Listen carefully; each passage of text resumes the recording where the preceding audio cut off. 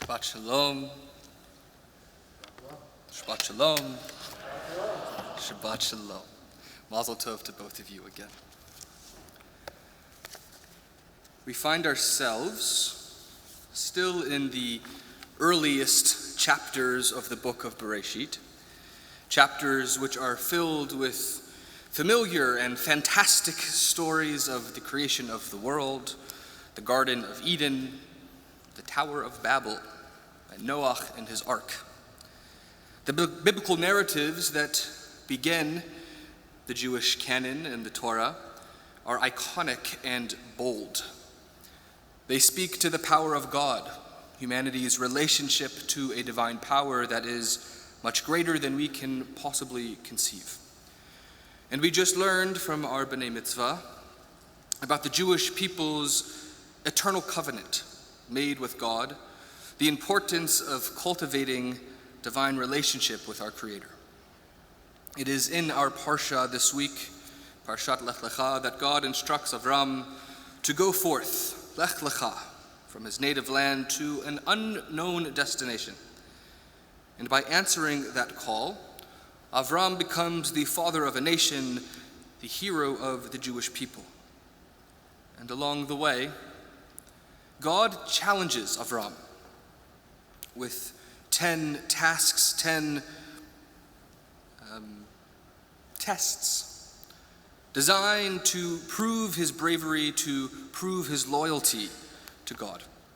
And at the start of this journey, we hardly know anything about who Avram is, what made him worthy of being selected, chosen for covenant. All we hear prior to this portion is his name listed in the genealogy. The Torah actually adds to the mystery of our patriarch by its treatment of Noah in the previous Parsha. The opening lines of Parshat Noah explain that Noah was a righteous man. He was blameless in age. Noah walked with God. And when we contrast this glowing introduction, Avram's seems to be lacking. Avram is simply introduced to us as the son of Terach. And commentators have long wondered why God chose Avram in the first place. And they have written extensively to assemble for him a telling backstory. Many of us may be familiar with the famous midrash about Avram's youthful rebellion in his father's idol shop, destroying the idols of his native land with a zealous fervor. However, this widespread story is not found within the sacred scrolls of our Torah. Without the Torah providing the backstory for Avram's selection, the rabbinic sages imagined a biography that included the discovery of monotheism, a rejection of idolatry. And on one hand, these stories are incredibly helpful in our desire to understand who Avram is, his background, the reasons that God chose him to lead our people, the reasons that God chose him for covenant. And on the other hand, by the very existence of these midrashic stories, these rabbinic stories, this further emphasizes the truth that the actual Torah text itself seems to be leaving some crucially important context out of the narrative.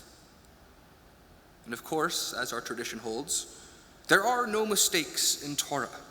God only reveals to us what God wishes to reveal. However, many Jewish thinkers found that these midrashic stories, the mystery of the Torah, a bit unsatisfying, and have offered additional alternative rationales for his election. Rabbi Yonatan, the 2nd century rabbi of the Mishnaic era, suggests that God knew something that we, the readers, do not. Even though we are uncertain why the 75-year-old Avram is selected, God need not give us explanation. And in this way, Rabbi Yonatan compares God to a potter a potter who is tasked with testing the strength of clay pots. Though the potter does not test jars that are cracked, which he knows will break when struck. He only tests the strong. And similarly, God does not test the wicked, but rather, Rabbi Yonatan says, God tries the righteous. In other words, God knew Avram was destined for greatness even before this election. Yet we are still left to wonder why the text makes no mention of this fact, especially in light of the praise that we see heaped onto Noah. We often imagine prophecy as a divine voice that's booming forth from the heavens. But maybe Avram's call was not so dramatic, or at least not so theatrical. In his introduction to his seminal book, The Prophets, Rabbi Abraham Joshua Heschel writes that we must understand a prophet as a person and not a microphone. A prophet is a person, not a microphone. Humans who converse with God are more than divinely programmed mouthpieces. Heschel writes that the mark of the personal elements are to be traced not outside of the prophet's act, but within it. God's elect Avram must be receptive to the call, ready for this call, lech lecha, in order to hear it.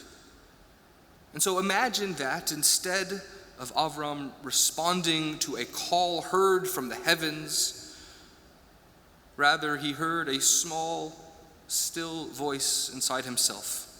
And imagine that voice that helped Avram understand that he had the potential to change his life and ultimately to change the world. Imagine that it was not just Avram who had the ability to access this voice, but instead, Avram was the one who ultimately took the time to listen and to respond. And for that, Avram's place among the righteous is assured. It's not that he had a special ability, but rather the intentionality to tap in.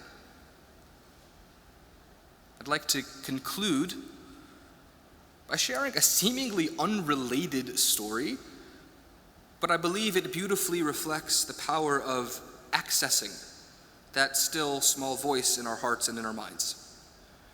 And this true story is told by a young Canadian Jew, Nahum Greenwald, about his friend Mati Avraham, a 15-year-old talented athlete from Montreal whose passion is to play soccer. It goes like this. In January of this year, Mati signed up to play in a competitive municipal soccer league. And the rule is that before every game, all the players go to the referee for a safety check. He makes sure that they're wearing the proper gear, shin guards, under their socks, cleats, what have you. You know, soccer. And before one game, the referee noticed a yarmulke, a kippah, on Mati's head. "You're not wearing that," he said. Mati asked, "Why?" And the referee responded curtly, "I don't have to tell you. Take it off or you don't play." Mati protested, but to no avail. And per the rules, Mati would have been allowed to wear a sports bandana that would cover his kippah, and he could play in this bandana.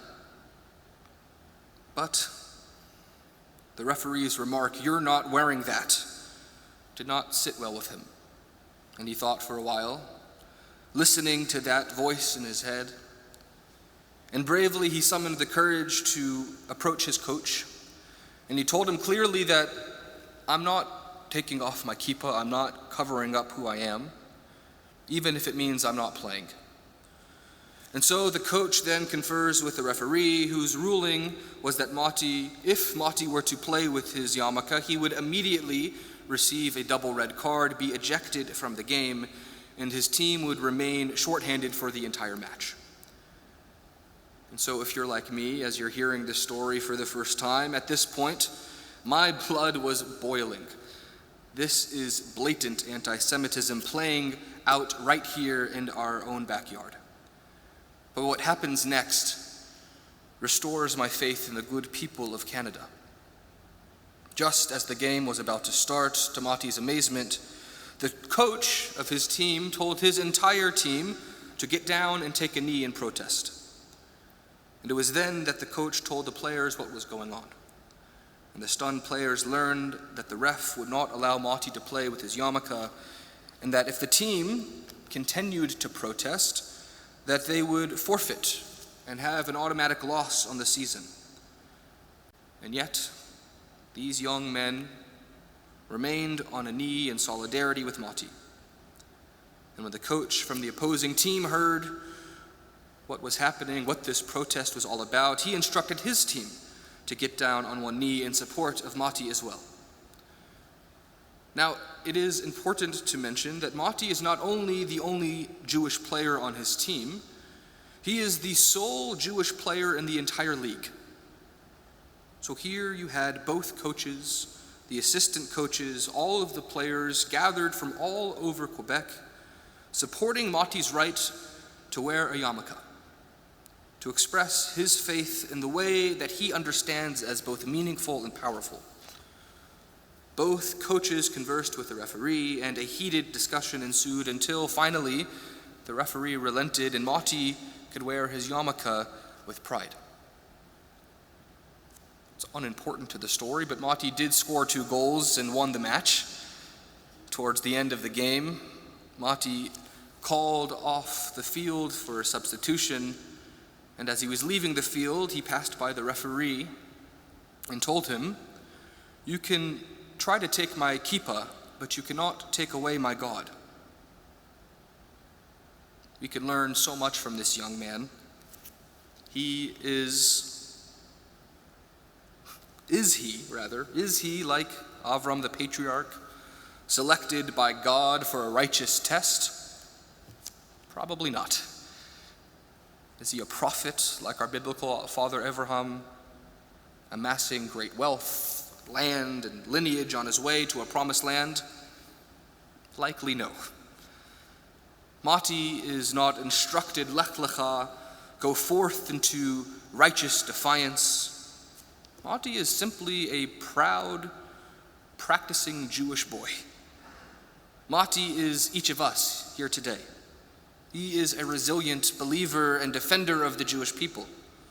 He is not a prophet. He is not a mouthpiece for God, but he is engaged with God. Not only because he refuses to remove his kippah, but also because he is ready to receive the call. He is put into a situation that countless other Jews have found themselves in over the centuries, perhaps not literally, but metaphorically. And Mati does not yield. The late Rabbi Jonathan Sacks articulated a point that could be said for our father Avraham, for this young man Mati, and for each of us. Rabbi Sacks writes that in the face of our modern world, non-Jews respect Jews who respect Judaism, and they are embarrassed by Jews who are embarrassed by Judaism. May we all learn from Mati and Avraham that at all times and in all situations, we should be proud of who we are and what we represent, unapologetic in who we are and our belief system. Avram was 75 years old when he first responded to God's call. And our callings might not be as dramatic. However, we all have the ability to bring godliness into the world, to listen to those still small voices in our hearts and in our minds. And so may we take this Shabbat to listen to ourselves, to listen to our God, to pay homage to our covenant, be in relationship with our Creator, and help make this world a better place. Shabbat Shalom.